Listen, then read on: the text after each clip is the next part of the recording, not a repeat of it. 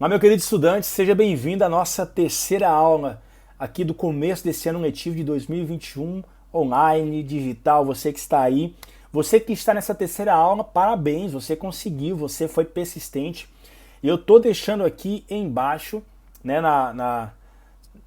nos comentários aqui, na verdade, uma lista, tá? Uma lista, uma frequência para você preencher, para você dizer que eu fui até o final, eu participei até o final, eu fiz as três aulas, eu vi as três aulas, eu estudei nessas três aulas. Então, parabéns para você que chegou até aqui, porque hoje nós iremos estudar movimento uniforme. Agora a gente vai entender realmente esse fenômeno chamado movimento uniforme, tá bom? Vamos entender primeiramente. Vamos dar um tipo particular de movimento, né? Em que o módulo da velocidade, então isso aqui você já precisa entender de maneira fundamental aqui. No movimento uniforme, o módulo da velocidade ele é constante, tá? E que se denomina movimento uniforme. Se o movimento também for em linha reta e sempre no mesmo sentido, então será chamado de movimento retilíneo uniforme, tá? Então só se for o caso. Mas nesse caso aqui, pensa nisso. O movimento ele é constante. Na verdade, não é o movimento. A velocidade ela é constante. A posição ela vai variar conforme o tempo passa, mas a velocidade vai ser sempre a mesma, tá? Então é isso que determina, é isso que caracteriza o movimento uniforme. No movimento uniforme, as distâncias percorridas são iguais em intervalo de tempos iguais. É isso que faz a velocidade se tornar constante, tá? Não é que alguém chegou e disse assim: "Ah, não, a velocidade é constante". Não. O que faz a velocidade ser constante é o corpo percorre distâncias iguais em intervalo de tempo iguais, tá? Por esse motivo a velocidade escalar média ela é constante. Vamos entender aqui no exemplo. Ó, nós temos aqui, eu vou colocar aqui agora o azulzinho. Nós temos aqui um corpo, certo? Um carro que está se locomovendo nessa rodovia aqui, ó. Está se locomovendo aqui nessa rodovia, certo? E aí, 300 metros depois, ou 400, não sei, 400 metros depois, foi-se constatada essa tabela aqui, ó. No zero, ele estava a 300 metros, certo? No 4 segundos, ele estava a 400 metros. No 8 segundos, ele estava a 500 metros. No 12 segundos, ele estava a 600 metros. E no 16 segundos, ele estava a 700 metros. Olha aqui, analisa bem isso aqui. O corpo ele percorreu distâncias iguais, certo? Que distâncias são essas? Né? Espera só um momentinho aí. Espera só um momentinho.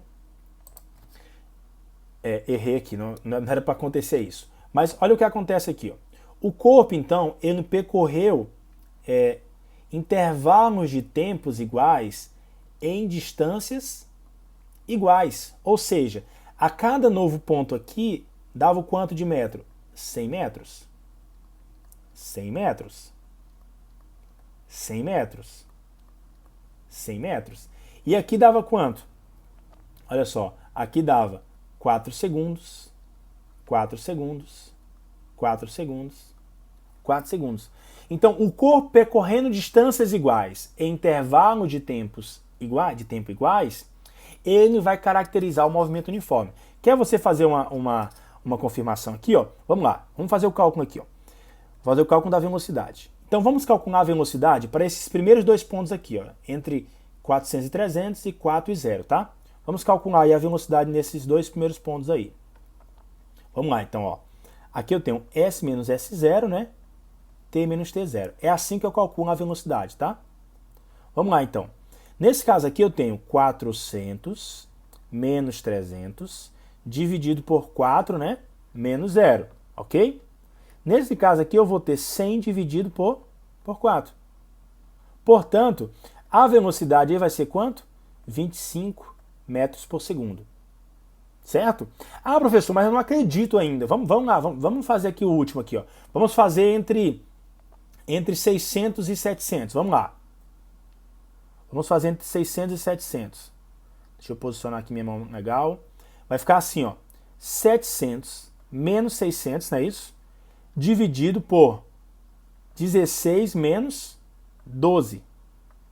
Isso aqui é igual a quê? 700 menos 600, 100. 16 menos 12, 4. Isso aqui vai dar quanto? 25 metros por segundo. Ah, beleza, não acreditei ainda. Vou pegar o último primeiro. Pega lá o último primeiro. 700 menos 300 dividido por quanto? Por 16 menos 0. Então, quanto que é 700 menos 300? Dá 400 dividido por 16. Isso eu garanto para vocês que vai dar 25 metros por segundo. Ok? Ou seja, quando um corpo percorre distâncias iguais em intervalo de tempo iguais, automaticamente você tem uma determinação que a velocidade desse corpo ela é constante. Então pega isso, anota no seu caderno que no movimento uniforme, por ele percorrer distância, por o corpo percorrer distâncias iguais em intervalo de tempos iguais, nós temos que a velocidade ela é constante. Beleza? Para frente.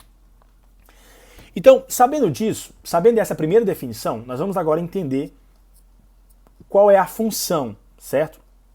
Qual é a função da posição no movimento uniforme. Isso é muito importante a gente saber.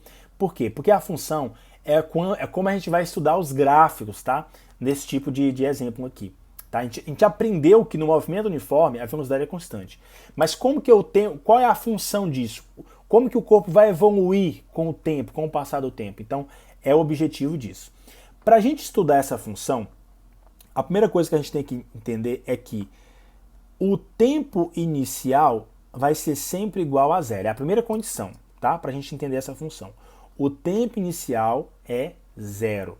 Isso é muito básico, né? Se você disser que ele saiu 2 da tarde, chegou lá às 16, você disse que 2 horas da tarde é zero e 16 vai ser 2 horas. Então, muito mais fácil de você calcular, não é isso?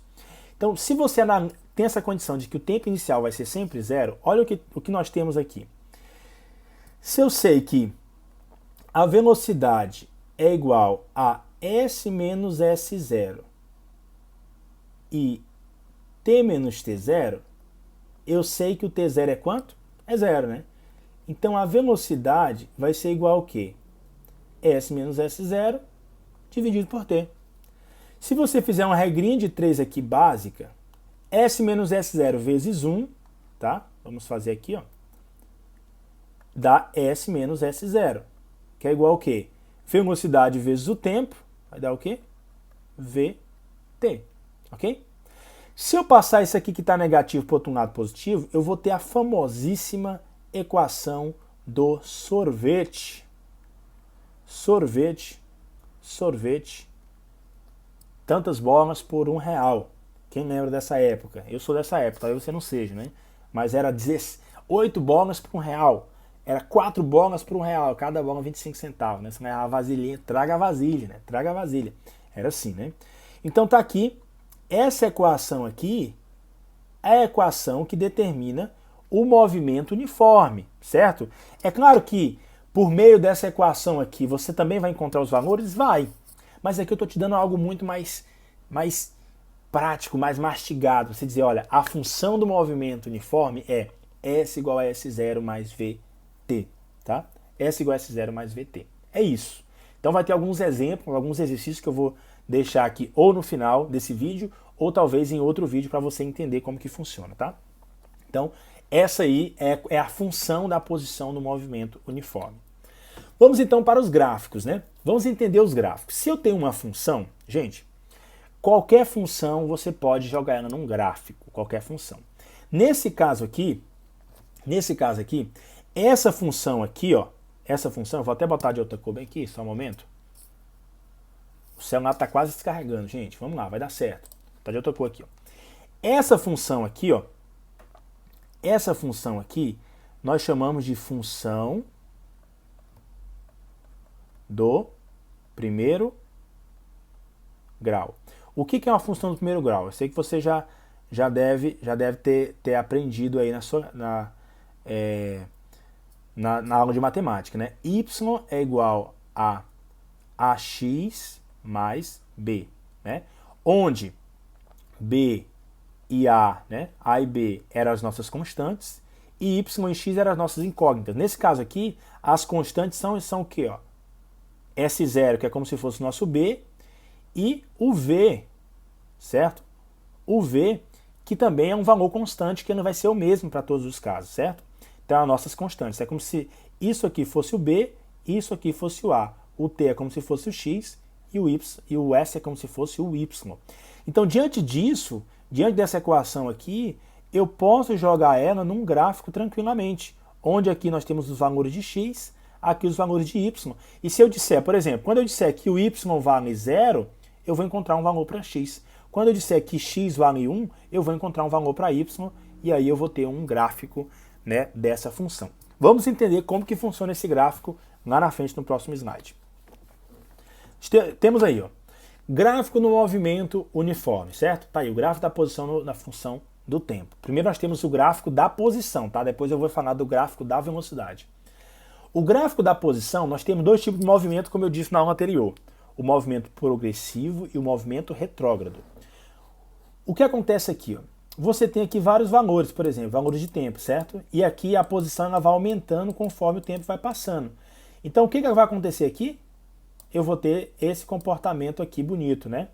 Deixa eu ver se dá certo se eu fizer isso. Não dá certo. Então vou ter que pegar aqui e apagar porque ficou muito feio, né? Ficou muito feio. Então o que acontece? O gráfico está prontinho aqui, ó. Quando o movimento é progressivo, a posição, ou seja, o deslocamento, ele vai aumentando conforme o tempo passa, ok? Então por isso que o comportamento do gráfico é esse aqui, ó, para cima. Se for 2 horas, vai subindo. Se for 3 horas, vai subindo e assim por diante. Quando o movimento ele é retrógrado, certo? O comportamento do gráfico é esse. Mas por que o comportamento do gráfico é esse? Porque nesse caso aqui, ó, o tempo está passando e na verdade a posição ela não está aumentando, ela está diminuindo, certo? A posição está diminuindo. Então um exemplo aqui, ó, um trem percorreu 400 km entre duas cidades com velocidade constante. Seu tempo de percurso foi marcado a cada 100 km da rodovia. Então tá aqui, a cada 100 km, que é o nosso exemplo, quase o nosso exemplo anterior que eu falei sobre o movimento uniforme, né? Então aqui o que foi que fizeram aqui, ó? 300 metros, o tempo era 0. 400 metros, 1 segundo. 500 metros, 2 segundos. 600 metros, 3 segundos. 700 metros, 4 segundos. Nesse caso aqui, nós plotamos isso aqui, botando num gráfico. Olha como é que funciona aqui, ó. A posição inicial é 300, a posição final é 700, o tempo que ele gastou foi de 0 até a 4 segundos, e eu tenho aqui, então, o meu gráfico. Aqui ele dá até um exemplo aqui de um gráfico, um triângulo retângulo, né? Onde você tem aqui as hipotenusas, né? Os catetos, e aqui você tem a hipotenusa, né? E essa hipotenusa você encontra a velocidade aí nesse caso.